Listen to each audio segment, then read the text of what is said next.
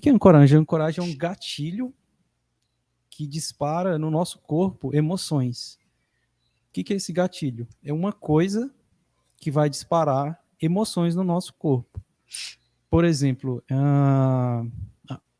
as âncoras, esses gatilhos, né, que disparam emoções no corpo e na mente, a gente vai separar elas em dois grandes grupos. As âncoras que a gente vai criando durante a vida, esses gatilhos mentais que disparam emoções no nosso corpo, ou então as âncoras que a gente cria propositalmente. Por exemplo, não, quando eu estiver em tal situação, eu quero me sentir de tal jeito. Quando eu tiver que falar em público, eu quero me sentir com coragem, com força. Quando eu tiver que enfrentar aquela pessoa lá, na próxima vez que eu ver aquela pessoa, eu quero ficar com raiva mesmo para enfim, emoções, elas são muito úteis para a gente. Às vezes eu pergunto para as pessoas, como é que, por exemplo, a pessoa que tem medo de falar em público? A gente primeiro tira o medo, aplica a técnica para acabar com a fobia de falar em público, só que além de acabar com esse medo, eu ainda acrescento, digamos, um plus. Eu coloco, mas beleza, a gente tirou o medo. E agora? O que você gostaria de se sentir na hora que subisse lá em cima, pegasse o microfone para falar? Qual emoção que você gostaria que viesse? Uma emoção que te ajudaria. E eu deixo a pessoa escolher, porque é a que for mais intuitivo para ela. Entendi. E aí, as pessoas vão responder, eu gostaria de me sentir com coragem, gostaria de me sentir confiante, gostaria que viesse um sentimento de força para eu falar com força as coisas, ou um sentimento, qualquer sentimento que faça sentido para a pessoa. Por isso que eu sempre pergunto, ao invés de sugerir, vamos instalar aí um sentimento de força. Mas de repente a pessoa quer falar em público, sei lá, para pessoas que estão fazendo meditação. Aí um sentimento de força, né? Talvez a pessoa, não, eu quero sentir um amor e tal, que na hora que eu for falar em público eu quero transmitir esse amor. Tá vendo? Então é a pessoa que tem que escolher. Sim. Aí beleza, a gente instala essa âncora, daqui a pouco eu vou falar como é que faz isso. Instala essa âncora para a pessoa poder acionar essa emoção a hora que ela quiser. Uma emoção que é útil. Imagina você poder, quando eu for falar lá naquela reunião da empresa sobre aquele relatório importante anual, eu quero me sentir super confiante. Beleza. Entrou na sala, acionou a confiança, deu play, pronto. Já era. Aí você vai lá e manda o pessoal, geralmente fala assim, nossa, Anderson, eu fui lá e na hora que eu acionei minha âncora, a emoção veio e me ajudou e foi legal demais. Daqui a pouco posso até contar umas histórias dessas. Isso é muito bacana. Sim, e é muito legal. Até falei que eu tenho algumas que eu falei, não vou te falar, que eu estou não. Tentando descobrir. Falei, não vou falar para a Natane não, para ver se ela descobre quais são minhas âncoras. Essas são as que a gente cria propositalmente, tirando proveito, na verdade, de um processo que já existe naturalmente. Âncoras são criadas naturalmente no nosso corpo e na nossa vida. Quais são as formas de a gente criar âncora e quais são os canais para a gente criar âncora? São os nossos sentidos, todos eles. A audição, a visão. Por exemplo, a visão. Você já viu coisas que você vê e é só ver aquela coisa e dispara uma emoção? Nossa, quando eu vejo tal coisa já... Ou emoção boa ou ruim, né? Quando eu vejo aquela pessoa, nossa, chega a me dar chega a me dar um arrepio, chega a me dar um nojo, chega a me dar um desespero, né? Sim. Então, e aí, por exemplo, e às vezes você não precisa não precisa estar na frente dessa pessoa.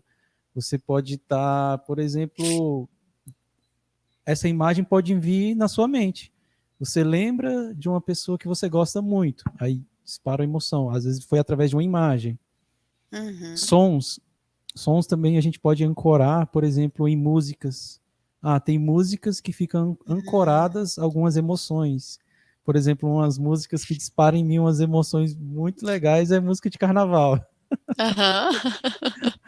Teve um dia que era semana de carnaval, a Natane chegou aqui pra gente gravar e cantarolando umas músicas de carnaval.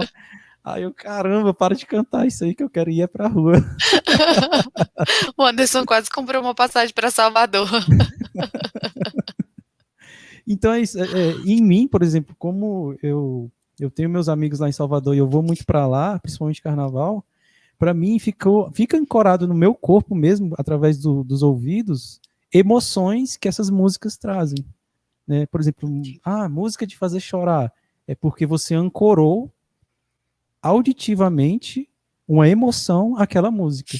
Então, o estímulo de fora, beleza, são as vibrações sonoras que vibram lá o meu tímpano. A âncora, ela é disparada a partir do momento que essa vibração de uma música específica, às vezes tocada de um jeito específico, vem e aciona no meu cérebro algumas emoções. E aí entrou no cérebro, já era. Como a gente falou, deu play na musiquinha da emoção, ela vai tocar e vai embora. Essas são auditivas. Aí tem do toque, por exemplo, uma pessoa que te toca de um jeito e desperta algum tipo de emoção. E isso tem emoções boas e ruins. Tem pessoa que eu nem gosto que encosta em mim. Ou tem aquela pessoa que, nossa, que me dá aquele abraço que eu já me sinto de tal jeito.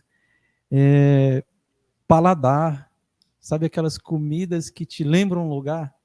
Sim. Nossa, só de comer isso aqui eu lembro ou de uma pessoa, me lembro de fulano de tal, me lembro, nossa, por exemplo, o cheirinho de café fazendo na hora, me lembro meu pai, que lá em casa é sempre ele que faz o café.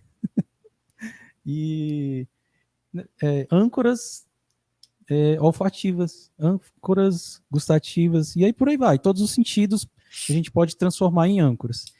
Aí eu agora dei vários exemplos de como elas vão sendo criadas naturalmente, né? Por exemplo, eu não fiz um exercício mental para criar uma âncora com a música do Carnaval de Salvador de 2015. Não, só de estar lá vivendo. E aí é que tá.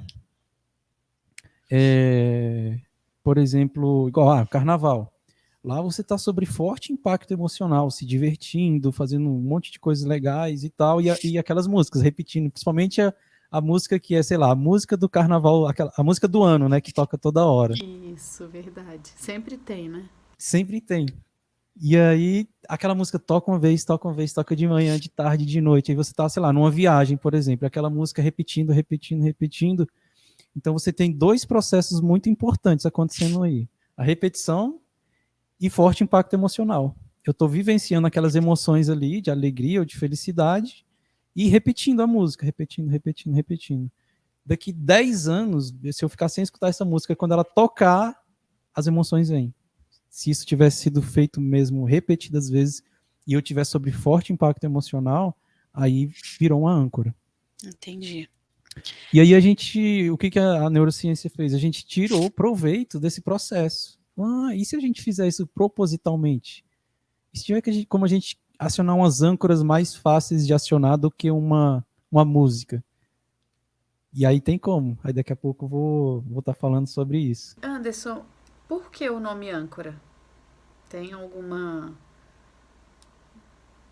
relação com a imagem, com o objeto da âncora? Foi alguém que falou assim, acho que vai ser âncora porque eu quero.